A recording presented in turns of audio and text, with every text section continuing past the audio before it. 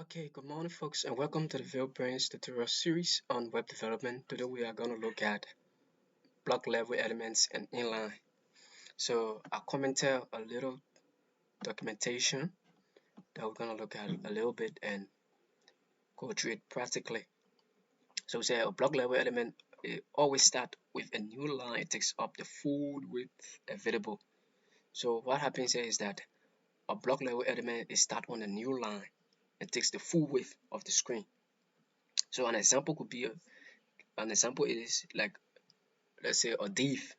The div element is a block level element.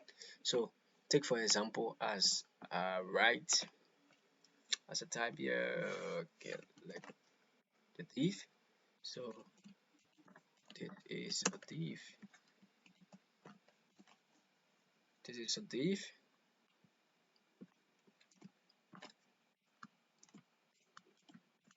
So this is a div. So why you will notice here is that uh, it's gonna start on a new line. So this is a div. It's gonna start on this line. It's gonna break the line. This is a div. It breaks the line. This is a div, and it breaks the other line. So let's look at it in the browser. As you can see, this is a div, this is a div, this is a div. So another could be like the nav, the header, the header tag. These are all block level elements. It starts on a new line. So next we have an inline. An inline element, they don't start on the new line. And they only take up as much width as necessary. So an example could be the span tag. So anyway, let's leave this and come. So with the span, this don't start on your line. This don't start on a new line. So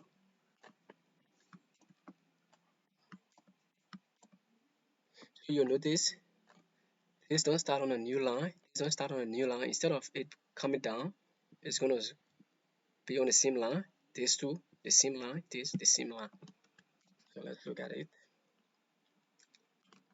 As you can see, this don't start on a new line. This don't start on a new line. This don't start on a new line. This don't start on a new line. So difference here is that for inline elements, they don't start on a new line. They continue on the same line. But for div, they start on a new line. Or let's say block level element. So we're gonna take a look at the div. We're gonna use it a lot in our tutorials. We say the div element is often used as a continuum for other HTML elements. So meaning we can embed other HTML element within the div. So here's an example. So we can say div. Within this div, I can place a paragraph tag. So my name is Kennedy. Yeah. So we can place like a heading,